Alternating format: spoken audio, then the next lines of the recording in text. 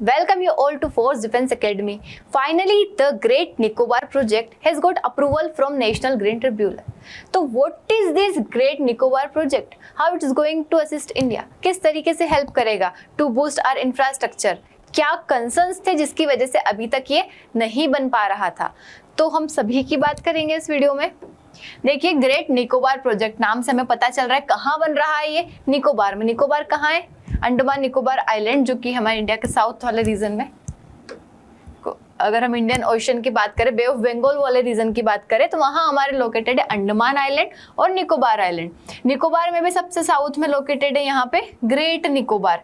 तो ग्रेट निकोबार ये यहाँ पे, इसी की हम क्या कर रहे हैं, बात कर रहे हैं। यहाँ पे हमारे गवर्नमेंट मतलब 2021 के टाइम पे एक प्रोजेक्ट लॉन्च किया था जिसका नाम था ग्रेट निकोबार प्रोजेक्ट, ठीक है। बट यहाँ पे कई सारे कंसर्न्स आ रहे थे। नीति आयोग ने भी इसका इनिशिएट करना स्टार्ट कर दिया था, बनाने की हमने बात की थी। लेकिन यहाँ पे कुछ कंसर्न आ रहे थे, लाइक इन्वायरमेंटलिस्ट के कंसर्न।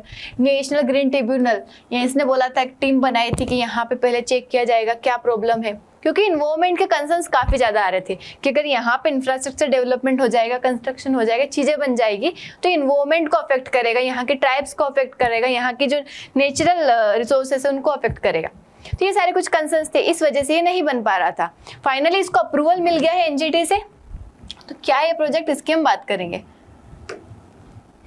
तो क्या है, देखिए, great Nicobar holistic development project जो है एक इंफ्रास्ट्रक्चर, मेगा इंफ्रास्ट्रक्चर प्रोजेक्ट है, जो कि इनिशिएट किया है गवर्नमेंट ने, ताकि ट्रांसफॉर्म कर सके ग्रेट निकोबार आइलैंड को एक मेजर इकोनॉमिक, स्ट्रेटेजिक और लॉजिस्टिक हब। ठीक है, इकोनॉमिक कैसे कि हम यहाँ से इसके थ्रू काफ़ी ज़्यादा इकोनॉमिकली हम गेन करेंगे, मतलब काफ़ी ज़्यादा इंपॉर्टेंट है रीज़न। देखो, एक तो स्ट्रेट ऑफ मलक्का के पास आ जाता है, और किसी भी ओशन में किसी भी नेशन का प्रेजेंट होना काफ़ी इंपॉर्टेंट रहता है। तो अगर आपका ओशन रीजन में आपकी प्रेजेंस है ना, आपके प्रोजेक्ट चलते हैं, वहाँ पे से शिप पास हो रहे हैं, तो काफ़ी ज़्यादा इंपॉर्टेंट रहता है वो हमारे देश के लिए। और इसी के लिए हमारा जो प्रोजेक्ट है ग्रेट निकोबार प्रोजेक्ट, ये भी हमें क्या करेगा, हेल्प करेगा। स्ट्रेटेजिकली इसकी लोकेशन काफ़ी इंपॉर्टेंट है। लॉजिस्टिक्स हब, चीज़ों को ट्रांसफर करना यहाँ से, मतलब बड़े बड़े जो कंटेनर्स आते हैं यहाँ से छोटे शिप में भर के अलग अलग देशों में पहुँचाए जा सकते हैं। ट्रांसशिपमेंट हब बनाने की बात कर रहे हैं हम। की कंपोनेंट्स क्या क्या इसके इंपॉर्टेंट कंपोनेंट है जो इसके अंदर हम बनाने की बात कर रहे हैं। मतलब प्रोजेक्ट तो है, बट इसके अंदर मेन क्या चीजें हैं, तो पहला है ट्रांसशिपमेंट टर्मिनल। मतलब ये जो है इंटरनेशनल कंटेनर ट्रांसशिपमेंट टर्मिनल बनाया जाएगा। मतलब यहाँ पे जैसे बड़े बड़े कंटेनर्स आते हैं ना, यहाँ पे ग्रेट निकोबार में ले जाए जाएंगे, यहाँ पे पोर्ट बनाया जाएगा। उसके बाद यहाँ से क्या होंगे, छोटे छोटे शिप में अलग अलग नेशंस में ले जाए जाएंगे। तो इंटरनेशनल कंटेनर ट्रांसशिपमेंट टर्मिनल बनाया जाएगा। उसके साथ ही एक नया इंटरनेशनल एयरपोर्ट बनाया जाएगा, ग्रीनफील्ड। उसके साथ ही टाउनशिप डेवलपमेंट, मतलब काइंड ऑफ टाउन जहाँ पे सारी फैसिलिटी हो, लाइक स्कूल हो गया, हॉस्पिटल हो गया, ऐसा टाउनशिप डेवलपमेंट। और साथ ही पावर प्लांट, इलेक्ट्रिसिटी का generation, power generation, energy generation, एक प्लांट यहाँ पे बनाया जाएगा। तो ये जो है इसके मेन कंपोनेंट्स है जो कि इस प्रोजेक्ट के अंदर इंक्लूड है। कितना एरिया है इसका, तो अराउंड 166 स्क्वायर किलोमीटर जो है आइलैंड का ये एरिया कवर करेगा। तो ये इंडिया का सबसे बड़ा, मतलब एक one among the India's largest infrastructure project है, किसी भी इकोलॉजिकली सेंसिटिव रीजन में। कोई इकोलॉजिकली सेंसिटिव रीजन है ये, काफ़ी ज़्यादा इकोलॉजी, बायोडाइवर्सिटी और कई सारी चीज़ें यहाँ पे पाई जाती है। इसका क्या, अगर हम देखो, पहले तो अंडमान और निकोबार आइलैंड की ही इंपॉर्टेंस की बात कर लेते हैं कि ये क्यों इंपॉर्टेंट है। तो पहला तो इसकी लोकेशन, जो इसकी लोकेशन है क्लोज है मलक्का स्ट्रेट के।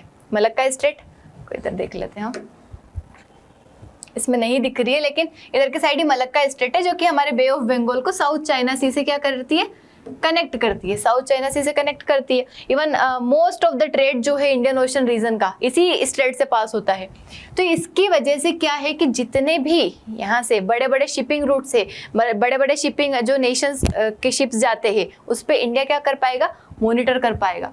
उसके साथ ही defence role, Andaman and Nicobar command, देखो हमारी इंटीग्रेटेड जो इंटीग्रेटेड कमांड है, इंटीग्रेटेड कमांड जो है, जहाँ पे आर्मी, नेवी, एयरफोर्स तीनों की एक ट्राई सर्विस कमांड है, वो कहाँ लोकेटेड है, अंडमान एंड निकोबार में लोकेटेड है। तो उसको भी क्या करेगा, स्ट्रेंथन करेगा, मतलब इंडिया की मिलिट्री प्रेजेंस बढ़ाएगा।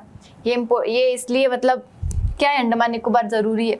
साथ ही इकोनॉमिक, ये डेवलप करता है इनटू मेजर ट्रेड और ट्रांसशिपमेंट हब। ट्रेड का हब भी है, ट्रांसशिपमेंट का भी हब है, साथ ही इंडिया का मैरीटाइम इकोनॉमी को बढ़ाता है। जियोपॉलिटिकली भी इम्पोर्टेंट है ये, इंडिया का इन्फ्लुएंस जो है इंडो पैसिफिक रीजन में बढ़ाता है। अंडमान एंड निकोबार, देखो ये आइलैंड नहीं होता तो हमारी प्रेजेंस काफ़ी कम हो जाती। देखो वहाँ से मतलब तमिलनाडु, रामेश्वरम, वहाँ से यहाँ तक आना काफ़ी दूर हो जाता है। तो अंडमान निकोबार है तो हमारी प्रेजेंस ओशन के बीच में है, इसलिए इम्पोर्टेंट है ये। तो स्ट्रेटेजिक गेटवे है जो स्ट्रेंथन करता है इंडिया की सिक्योरिटी, ट्रेड और रीजनल पावर को। सिक्योरिटी भी बढ़ाएगा, ट्रेड भी बढ़ाएगा, साथ ही रीजनली इंडिया को पावरफुल नेशन बनाएगा। इवन हमारे इनिशिएटिव कई सारे, सागर इनिशिएटिव की हम बात करते हैं, security and growth for all in the region. In the region मतलब कौन सा region? Indo Pacific region, Indian ocean वाला रीजन। तो वहाँ पे हम एक बड़ी पावर बन के आते हैं जो कि बाकी नेशंस के प्रोटेक्शन करता है, तो उसके लिए जरूरी है हमारा ये रीजन, ठीक है। तो उसी में हम ग्रेट निकोबार में प्रोजेक्ट की बात कर रहे हैं। तो वही great Nicobar island bay of Bengal में है, सदर्न मोस्ट आइलैंड इंडिया का, मोस्टली कवर्ड है ट्रॉपिकल रेन फॉरेस्ट से, बहुत कम पॉपुलेशन है यहाँ पे। सुंडालैंड बायोडाइवर्सिटी हॉटस्पॉट के अंदर ही आता है, मतलब ये जो बायोडाइवर्सिटी हॉटस्पॉट है, काफ़ी सारी डाइवर्सिटी यहाँ पे बायोडाइवर्सिटी है, उसका पार्ट है ये भी, मतलब इसमें भी है वो, ठीक है। तो ज्योग्राफी जो है प्रोजेक्ट को दोनों तरीके से इम्पोर्टेंट बना देती है, स्ट्रेटेजिकली भी और इन्वायरमेंटली भी सेंसिटिव है ये, ठीक है।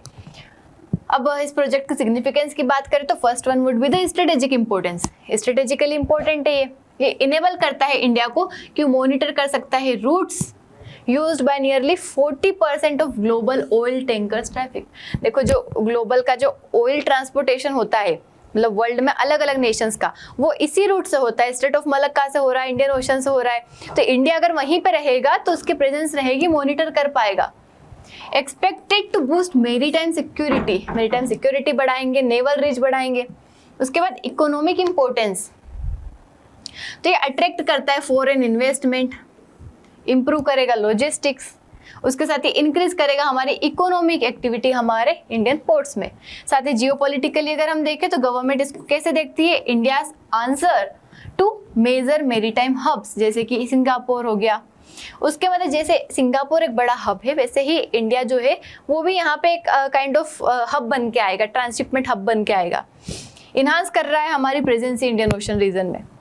तो हम देख सकते हैं ट्रेड, साथ ही डिफेंस, साथ ही जियोपॉलिटिक्स, स्ट्रेटेजिकली हर तरीके से क्या है ये इम्पोर्टेंट है। तो अगर हम बात करें कि अभी ये डिले क्यों हो रहा था, क्योंकि 2021 से इसकी बात हो गई थी कि हाँ ये प्रोजेक्ट मतलब लॉन्च कर दिया गया था 2021 में, तो अभी तक क्यों डिले हो रहा था, क्या कंसर्न आ रहे थे, क्यों नहीं बन पा रहा था? तो प्रोजेक्ट ने काफ़ी लीगल और इन्वायरमेंटल चैलेंजेस देखे। कैसे? एक्टिविस्ट मतलब लगता है कि ये वॉयलेट कर रहा है कोस्टल रेगुलेशन नॉर्म्स को। उसके साथ ही एनजीटी जो है उन्होंने भी हाई पावर्ड कमिटी बनाई थी कि वो यहाँ का इन्वायरमेंटल क्लियरेंस दे, मतलब पहले चेक करे कि ये इन्वायरमेंट को हार्म तो नहीं करेगा ये प्रोजेक्ट, इसलिए कमिटी बनाई गई थी।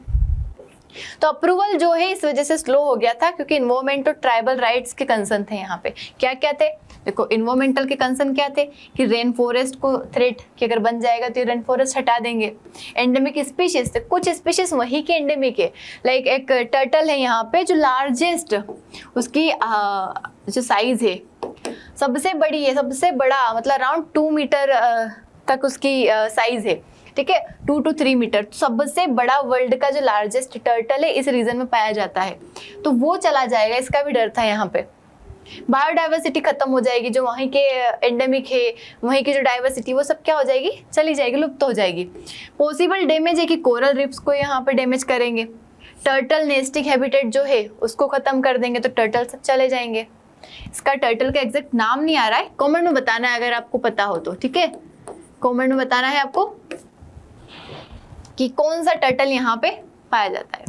ट्राइबल राइट्स जो है, risk of displacement of Shompen and Nicobarese community, मतलब यहाँ के जो ट्राइबल है शोम्पेन ट्राइब जो कि पर्टिकुलरली वल्नरेबल ट्राइबल ग्रुप जो है, ठीक है, पर्टिकुलरली वल्नरेबल मतलब कि नॉर्मल ट्राइब तो होते हैं लेकिन उसमें भी जो बहुत वल्नरेबल है, बहुत कम है जिसकी पॉपुलेशन, वो आते हैं इसमें। अराउंड 75 स्पीशीज ही है हमारे देश में जो इसमें आती है पीवीटीजी में, तो उसमें ये आती है शोम्पेन वाली, तो इनका डिस्प्लेसमेंट हो जाएगा, मतलब इसलिए भी हमें खतरा था।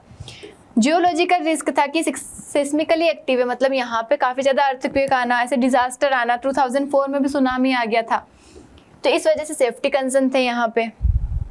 तो ऐसे कहते हैं कि one of the largest forest diversion है इन यूनिक रेन फॉरेस्ट इकोसिस्टम। मतलब ये रीजन जो है, इन वजह से इतने सारे कंसर्न थे, इस वजह से क्या हो रहा था, ये प्रोजेक्ट अप्रूव नहीं हो पा रहा था। एनजीटी ने भी टीम बनाई थी कि हाँ पहले देखो परखो कि हाँ सही होगा, उसके बाद ही हम बनाएंगे।